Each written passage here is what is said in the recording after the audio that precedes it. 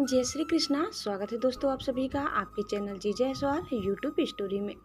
दोस्तों आगे की कथा सुनने से पहले हम आपसे एक अपेक्षा करते हैं, एक उम्मीद करते हैं कि आपको अगर हमारी आज की अपलोडेड या फिर इसके पहले अपलोड की गई वीडियो पसंद आए तो प्लीज़ आप कमेंट में करके बताइए और ज़्यादा से ज़्यादा शेयर करिए। दोस्तों आइए हम आगे बढ़ते हैं और शुरुआत करते हैं श्रीमद् भागवत महापुराण कथा 6वें स्कंद का 15वां अध्याय। इस अध्याय में आज हम जानेंगे चित्रकेतु को अंगिरा और नारद जी का उपदेश। श्री सुखदेव जी कहते हैं, परीक्षित राजा चित्रकेतु शोकग्रस्त होकर मुर्दे के समान अपने मृत पुत्र के पास ही पड़े हुए थे। अब महर्षि अंगिरा और देवर्षि नारद उन्हें सुंदर सुंदर उक्तियों से समझाने लगे। उन्होंने कहा, राजेंद्र, जिसके लिए तुम शोक कर रहे हो वह बालक इस जन्म और पहले के जन्मों में तुम्हारा कौन था, उसके तुम कौन थे, और अगले जन्म में भी उसके साथ तुम्हारा क्या संबंध रहेगा। जैसे जल के वेग से बालू के कण एक दूसरे से जुड़ते और बिछुड़ते रहते हैं, वैसे ही समय के प्रवाह में प्राणियों का भी मिलन और बिछोह होता रहता है।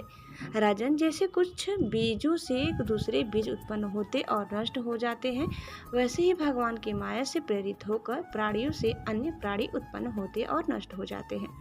राजन, हम तुम और हम लोगों के साथ इस जगत में जितने भी चराचर प्राणी वर्तमान हैं, वे सब अपने जन्म के पहले नहीं थे और मृत्यु के पश्चात नहीं रहेंगे। इससे सिद्ध है कि इस समय भी उनका अस्तित्व नहीं है, क्योंकि सत्य वस्तु तो सब समय एक सी रहती है। भगवान ही समस्त प्राणियों की अधिपति है। उनमें जन्म मृत्यु इच्छा है और न अपेक्षा। वे अपने आप परतंत्र प्राणियों की सृष्टि कर लेते हैं और उनके द्वारा अन्य प्राणियों की रचना, पालन तथा संहार करते हैं। ठीक वैसे ही जैसे बच्चे घर घरौंदे खेल खिलौने बना कर बिगाड़ते रहते हैं। राजन, जैसे एक बीज से दूसरा बीज उत्पन्न होता है, वैसे ही पिता देह द्वारा माता के देह से पुत्र की देह उत्पन्न होती है। पिता, माता और पुत्र जीव के रूप में देही है और बाह्य दृष्टि से केवल शरीर, उसमें देही जीव घट आदि कार्यों में पृथ्वी के समान नित्य है। राजन, जैसे एक मृतिक का रूप वस्तु में घटत्व आदि जाति और घट आदि व्यक्तियों का विभाग केवल कल्पना मात्र है, उसी प्रकार यह देही और देह का विभाग भी अनादि एवं अविद्या कल्पित है। श्री सुखदेव जी कहते हैं, राजन, जब महर्षि अंगिरा और देवर्षि नारद ने इस प्रकार राजा चित्रकेतु को समझाया बुझाया, तब उन्होंने कुछ धीरज धारण करके शोक से मुरझाए हुए मुख को हाथ से पोंछा और उनसे कहा। राजा चित्रकेतु बोले, आप दोनों परम ज्ञानवान और महान से भी महान जान पड़ते हैं तथा अपने को अवधूत वेश में छिपाकर यहाँ आए हैं। कृपा करके बतलाइए, आप लोग हैं कौन। मैं जानता हूँ कि बहुत से भगवान के प्यारे ब्रह्मवेत्ता मेरे जैसे विषयासक्त प्राणियों को उपदेश करने के लिए उन्मत्त सा वेश बनाकर पृथ्वी पर स्वच्छंद विचरण करते रहते हैं। सनत कुमार, नारद, ऋभु, अंगिरा, देवल, असित, अपांतरम, व्यास, मार्कंडे, गौतम, वशिष्ठ, भगवान परशुराम, कपिल देव, सुखदेव, दुर्वासा, याज्ञ वल्क्य, जातुर्कन्य, आरुणि, रोशम, चिंवा, दत्तात्रेय, असुरी, पतंजलि, वेदशीरा, बौद्धमुनि, पंचशीरा, हिरण्यनाथ, कौशल्य, श्रुतदेव और ऋषध्वज, ये सब तथा दूसरे सिद्धेश्वर ऋषि मुनि ज्ञान दान करने के लिए पृथ्वी पर विचरते रहते हैं। स्वामियों, मैं विषय भोगों में फंसा हुआ मूढ़ बुद्धि ग्राम में पशु हूँ और अज्ञान के घोर अंधकार में डूब रहा हूँ। आप लोग मुझे ज्ञान की ज्योति से प्रकाश केंद्र में लाइए।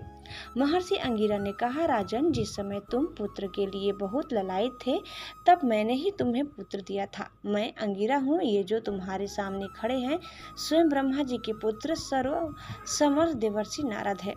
जब हम लोगों ने देखा कि तुम पुत्र शोक के कारण बहुत ही घने अज्ञान अंधकार में डूब रहे हो, तब सोचा कि तुम भगवान के भक्त हो, शोक करने योग्य नहीं हो, अतः तुम पर अनुग्रह करने के लिए ही हम दोनों यहाँ आए हैं। राजन, सच्ची बात तो यह है कि जो भगवान और ब्राह्मणों का भक्त है, उसे किसी अवस्था में शोक नहीं करना चाहिए। जिस समय पहल मैं तुम्हारे घर आया था, उसी समय मैं तुम्हें परम ज्ञान का उपदेश देता, परंतु मैं मैंने देखा कि अभी जो तुम्हारे हृदय में पुत्र की उत्कट लालसा है, इसलिए उस समय तुम्हें ज्ञान न देकर मैंने पुत्र ही दिया। अब तुम स्वयं अनुभव कर रहे हो कि पुत्रवानों को कितना दुख होता है।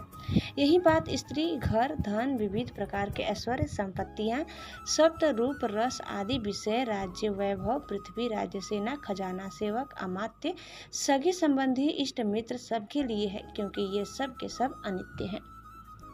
सूरसेन, अतएव ये सभी शोक, मोह, भय और दुख के कारण है, मन के खेल खिलौने हैं, सर्वथा कल्पित और मिथ्या हैं, क्योंकि ये न होने पर भी दिखाई पड़ रहे हैं। यही कारण है कि ये एक क्षण दिखने पर भी दूसरे क्षण लुप्त हो जाते हैं।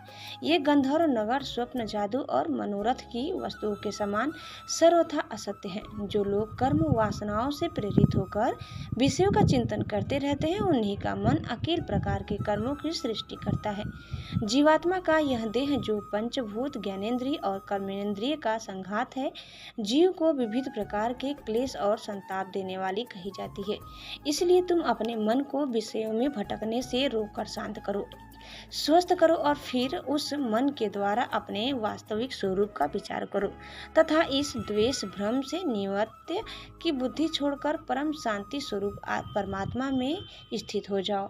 देवर्षि नारद ने कहा, राजन, तुम एकाग्रचित से मुझसे यह मंत्रोपनिषद ग्रहण करो। इसे धारण करने से 7 रात में ही तुम्हें भगवान शंकरषण का दर्शन होगा।